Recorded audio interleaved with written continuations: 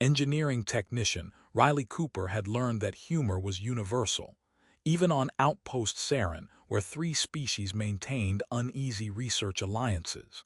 He was fixing atmospheric processors when he met the Zhevari twins, Lyra and Nessa, identical except for silver threading in Lyra's long ears versus Nessa's gold.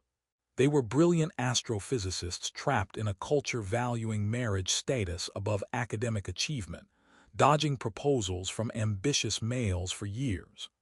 Riley made them laugh with stories about Earth's ridiculous dating customs, and when Lyra asked about his relationship status, he shrugged. "I'm single and loving it. No complications, no drama, just me and my engineering problems." The twins exchanged a look he couldn't decode. Nessa smiled in a way that made his survival instincts scream. Lyra touched his arm gently and explained that in Zhevari culture, publicly declaring yourself unclaimed in the presence of potential suitors was an open invitation, and pursuit began immediately by keeping candidates close until terms were established. Before Riley could clarify it was a joke, both sisters invoked the right of courtship declaration, which station censors recorded as legally binding. Within minutes, he was surrounded by Zhevari tradition he didn't understand, trapped between two women who just claimed the right to pursue him formally and simultaneously. Riley's last coherent thought before panic set in was that he really needed to learn when to shut up. The situation escalated with terrifying speed. Riley tried explaining it was misunderstanding, but Zhevari law was absolute. Once courtship was declared and witnessed, candidates couldn't refuse participation without completing traditional challenge sequences or causing offense that could trigger honor disputes. The twins took their roles seriously. Lyra brought breakfast prepared to Zhevari specifications. Nessa left intricate mathematical proofs as gifts somehow relating to his engineering work, and both kept constant vigil ensuring no rival suitors interfered. What Riley saw as absurd, they treated as sacred competition where each sister proved worth through devotion, gifts, and increasingly daring promises about their future together. Station Commander Reeves found it hilarious until human diplomatic officials reminded her that offending the Zhevari could jeopardize the research alliance. Riley's friend Dr. Kato explained the deeper problem. The twins weren't just playfully pursuing him. They were under immense pressure from family to secure marriages before the next solar cycle or face social exile.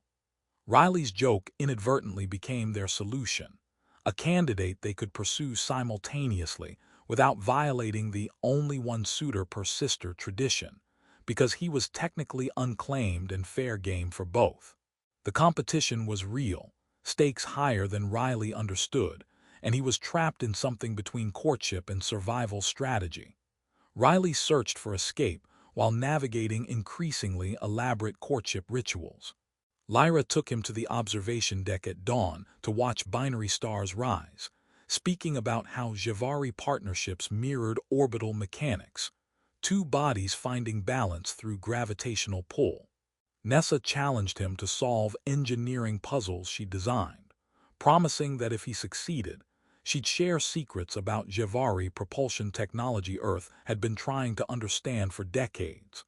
Both were brilliant, funny, surprisingly vulnerable when Riley caught them alone, and he realized this wasn't just cultural theater. They genuinely liked him, even if circumstances were insane. But he also noticed cracks. Lyra seemed resigned to political necessity, while Nessa harbored anger about being reduced to marriage material despite accomplishments. During mandatory courtship dinner, Riley asked them directly why they were really doing this, and the twins' facade broke. They admitted their family threatened to revoke research positions and arrange marriages to political allies if they didn't secure acceptable partners soon. Riley's unguarded joke gave them an option they could control, a candidate not connected to family politics whose presence might buy time to find real solutions. Riley realized one sister wanted him as trophy to satisfy family requirements, while the other quietly needed him as protection from a future she was desperate to avoid. He couldn't reject them without destroying the alliance, couldn't choose one without devastating the other, and couldn't continue this charade without consequences he was only beginning to understand. The courtship reached crisis during the Festival of Choosing, where suitors presented final cases before candidates made binding selection. The entire Zhevari delegation gathered with human observers and rival families waiting for the twins to fail. Lyra presented first, offering Riley a life of stability, social standing, and partnership benefiting both peoples. Perfectly reasonable, perfectly political, utterly devoid of the spark Riley glimpsed when she let her guard down. Nessa presented second, and her offer was chaos wrapped in honesty. She didn't love Riley yet but respected his intelligence, appreciated his humor, and desperately needed an ally against family pressure suffocating her dreams. She promised nothing except genuine partnership and the chance to figure out if accidental courtship could become something chosen. The crowd expected Riley to choose between them according to tradition. Instead, he did something unprecedented. He refused both formal offers and proposed a third option, invoking obscure Zhevari precedent allowing candidates to reject courtship terms while honoring suitors by serving as their advocate in family negotiations. It was risky, likely to fail, but the only path that didn't sacrifice one sister for the other or trap him in marriage built on desperation. The Zhevari elders were shocked, the twins stunned, and for a moment Riley thought he'd destroyed everything. Then Nessa started laughing, genuine, relieved laughter breaking ceremonial tension. Lyra joined her, and suddenly the twins were speaking rapidly in their native language, formulating arguments Riley couldn't follow but could feel shifting the room's energy. The elders conferred. Riley's proposal was evaluated not for tradition but intent, and his willingness to advocate for the twins without demanding anything in return resonated with older values the Zhevari claimed to honor.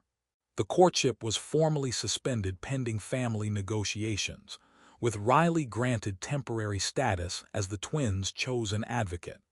It wasn't marriage, not rejection, but something stranger, partnership built on mutual respect and audacity to challenge systems neither of them chose. Later, in the observation deck's quiet, Riley sat between Lyra and Nessa, all three exhausted and terrified about what came next. Lyra admitted she'd never had someone fight for her choices before. Nessa admitted she'd never met someone stupid enough to think advocating against powerful families could work. Riley admitted